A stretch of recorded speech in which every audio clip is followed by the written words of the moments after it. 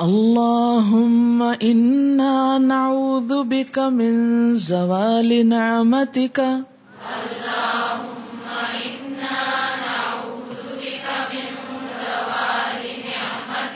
وتحول عافیتک وفجاءۃ نقمتک وجمیع سخطک. اللہم اے اللہ، انا بے شک ہم، نعوذ بکا تیری پناہ چاہتے ہیں، من زوال نعمتک تیری نعمتوں کے زوال سے. زوال کہتے ہیں ٹل جانے سے، ختم ہو جانے سے، دور ہو جانے سے.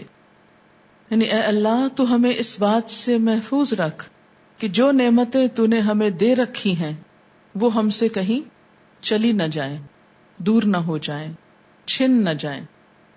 آپ دیکھیں کہ برے حال کے بعد اچھے حال کی طرف آنا اتنا مشکل نہیں ہوتا بلکہ آسان ہوتا ہے، لیکن اچھے حال سے برے حال کی طرف جانا بے حد تکلیف دہ ہوتا ہے.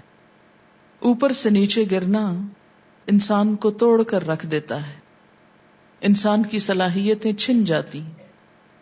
ہم کمزور انسان ہیں، ایسی آزمائشوں کو نبھانا اچھے طریقے سے بہت ہمت کا کام ہے. مثلا ایک شخص جو پیٹ بھر کے روز کھانا کھاتا ہو، اس کو کسی دن بھوکا رہنا بہت زیادہ تکلیف دیتا ہے بنسبت اس کے کہ جس کو پہلے سے ملتا ہی نہیں. یا آپ بہت عمدہ غذا کھانے کے عادی ہوں تو معمولی غذا آپ کے لیے تکلیف دہ ہو جاتی. اسی طرح اگر آپ عمدہ جگہ پر رہنے کے عادی ہوں تو کسی جھونپڑی میں جا کے رہنا تکلیف دہ ہو جاتا ہے. ان دنیاوی نعمتوں کے علاوہ دین بھی ایک نعمت ہے. ایک شخص جسے دین کا پتہ ہی نہیں، اس کی آزمائش ہے. جہالت ایک بہت بڑی آزمائش ہے لیکن کم درجے کی. ایک شخص جس کو پتہ چل جائے اور پھر وہ چھوڑ کر دنیا میں پڑ جائے، یعنی اللہ کی نافرمانی میں، تو دنیاوی اعتبار سے بھی اس کا ضمیر اس کو کبھی چین نہیں لینے دیتا اور آخرت کے اعتبار سے بھی سخت پکڑ ہے. تو ہمیشہ کیا دعا مانگنی چاہیے؟ اللہم انا نعوذ بک من زوال نعمتک. اللہ جو نعمتیں تو نے دی ہیں ان کو ہمیشہ باقی رکھنا. وتحول عافیتک، اور تیری عافیت کے بدل جانے سے. تحول تحویل ہوتا بدل جانا، مڑ جانا، کہیں اور چلے جانا.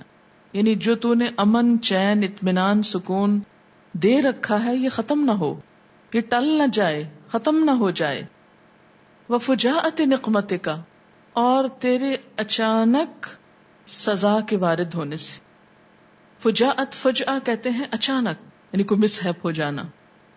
نقمتک، اللہ کی سزا کی طرف. نقمت سزا، یعنی تیری اچانک سزا، اچانک کوئی عذاب آ جائے جس کا انسان سوچ ہی نہ سکے.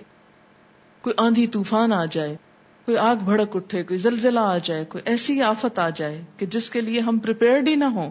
اللہ اس سے بھی بچا کے رکھنا. وجمیع سخطک، اور تیری ہر قسم کی ناراضگی سے.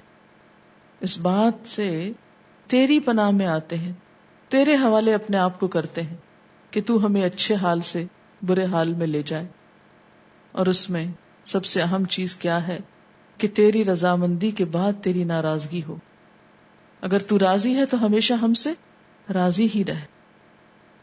یہ بتائیے کہ نعمتوں میں اللہ نے نعمت کس کو کہا؟ دین کو، اسلام کو. یہ نعمت کھانے پینے دنیا کی ہر نعمت سے بڑی ہے جسے اللہ نے خود نعمت کہا ہے. صراط الذین انعمت، یہ وہ راستہ ہے جو اللہ انعام کے طور پہ کسی کو دیتا ہے. دین کے راستے پہ چلنا اور دین کا راستہ اختیار کرنا یہ دراصل کیا ہے؟ اللہ کا انعام اور یہ نعمت.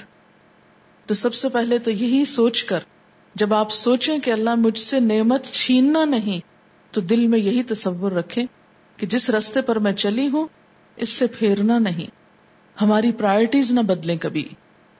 اسی طرح زندگی بھی ایک نعمت ہے، صحت ایک نعمت ہے، مال نعمت ہے، اولاد نعمت ہے. یہ سب چیزیں، اچھا ماحول ایک نعمت ہے. اب ان سب چیزوں کا نمبر 2 یعنی پہلی نعمت دین کی اور باقی دنیا کی یہ ساری نعمتیں، فراغت، خوشحالی، ان سب نعمتوں کو دل میں رکھ کے دعا مانگے. آپ دیکھیں کہ جب دعا مانگتے ہیں نا تو اس میں اثر کوئی نہیں ہوتا، اور جب کچھ ہو جاتا ہے تو پھر ہم پریشان ہو جاتے ہیں. تو یہ دعا ایک طرح سے پیش بندی ہے کہ اللہ ہو ہی نہ ایسا کچھ. کیونکہ جب نعمت مل جاتی ہے نا تو انسان سب سے پہلا کام کیا کرتا ہے؟ اللہ کو بھولتا ہے، اور اس نعمت میں شکر ادا کرنا بھول جاتا ہے، اسی کا ہو کر رہ جاتا ہے، اس میں غافل ہو جاتا ہے. اور اللہ تعالیٰ کو یہ بات ناراض کرتی ہے کہ میں نے سب کچھ دیا اور مجھے کو بھول گیا، میری ناراضگی کے کام ہونے لگے. پھر وہ لے لیتا ہے. تو نعمت میں اس کو یاد رکھنا سب سے پہلا فرض ہے. اللہم انا نعوذ بک من زوال نعمتک